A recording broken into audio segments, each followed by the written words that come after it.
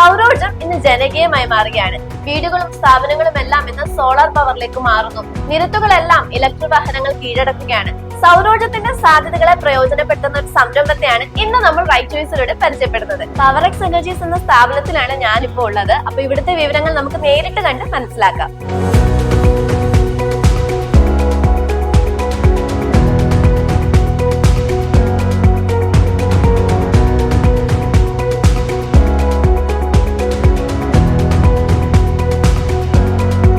ഭവനങ്ങളും ഓഫീസുകളും ഫാക്ടറികളുമെല്ലാം ചുരുങ്ങിയ ചെലവിൽ സോളാർ എനർജിയിലേക്ക് മാറ്റി സാമ്പത്തിക ലാഭവും സുരക്ഷിതത്വവും നേടുന്നതിനുള്ള അവസരമാണ് പവറെക്സ് എനർജി പ്രധാനമായും നൽകുന്നത്.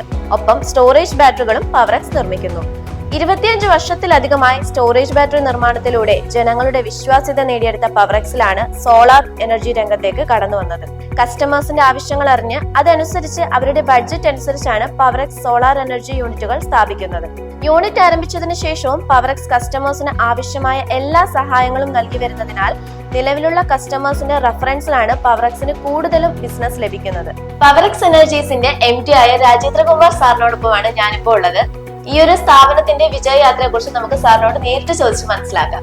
ഞങ്ങളിത് 1995 തുടങ്ങിയത്. ഇപ്പൊ ഏതാണ്ട് 30 വർഷമാകുന്ന ബാറ്ററിയാണ് ഞങ്ങളുടെ ആദ്യത്തെ പ്രോഡക്റ്റ്. കേരള മൊത്തം ഞങ്ങൾക്ക് ഡീലേഴ്സ് ഉണ്ട്, ഡിസ്ട്രിബ്യൂട്ടേഴ്സ് ഒക്കെ ഉണ്ട്. ഇനി ഞങ്ങൾ ഈ സോളാർ തുടങ്ങിയിട്ട് ഇപ്പം ഏതാണ്ട് 5 വർഷത്തോളമായി സോളാർ ഫീൽഡിലോട്ട് വന്നിട്ട്. അപ്പോൾ അത് നല്ല രീതിയിൽ പോകുന്നുണ്ട്. കസ്റ്റമേഴ്സിന്റെ ഒരു സംതൃപ്തിയാണ് ഞങ്ങളുടെ വിജയം. ഞങ്ങൾ ഓൾറെഡി ബാറ്ററി ബിസിനസ്സിലുണ്ട്, 30 വർഷമായിട്ട് ബാറ്ററി ബിസിനസ് ഉണ്ട്. ഞങ്ങൾ ഈ ബാറ്ററിയും സോളാറും ഇൻവെർട്ടറും എല്ലാം ബന്ധപ്പെട്ട് കിടക്കുന്ന ഫീൽഡാണ്. ഇപ്പൊ ഈ കഴിഞ്ഞ കുറെ വർഷങ്ങളായിട്ട് സോളാറിന് നല്ലൊരു ചാൻസ് ഉണ്ടെന്ന് അറിഞ്ഞപ്പോൾ ഞങ്ങൾ അതിലോട്ടും കൂടെ കടന്നു. അത്രയേ ഉള്ളൂ. കാര്യം ഇപ്പം നല്ല റെസ്പോൺസ് കിട്ടുന്നുണ്ട്. കാര്യം ഞങ്ങൾ നല്ലൊരു കസ്റ്റമർ നെറ്റ്വർക്കും എല്ലാം ഉള്ളത് കൊണ്ട് ഞങ്ങൾക്ക് ഈ പ്രോഡക്റ്റ് ജനങ്ങളിൽ എത്തിക്കാൻ വലിയ പ്രയാസമൊന്നുമില്ല. കൂടുതലും കസ്റ്റമർ റെഫറൻസ് വഴിയാണ് നമുക്ക് കൂടുതൽ ഓർഡറുകൾ കിട്ടിക്കൊണ്ടിരിക്കുന്നത്. കാര്യം നമ്മുടെ സർവീസ് സാറ്റിസ്ഫൈഡ് ആയിട്ടുള്ള കസ്റ്റമറാണ് നമുക്ക് പുതിയ കസ്റ്റമേഴ്സിനെ ഇൻട്രൊഡ്യൂസ് ചെയ്യുന്നത്. പാക്കൽ ചുനങ്ങരയിൽ സുധൻ ചേട്ടന്റെ വീട്ടിലാണ് നമ്മളിപ്പോ ഉള്ളത്.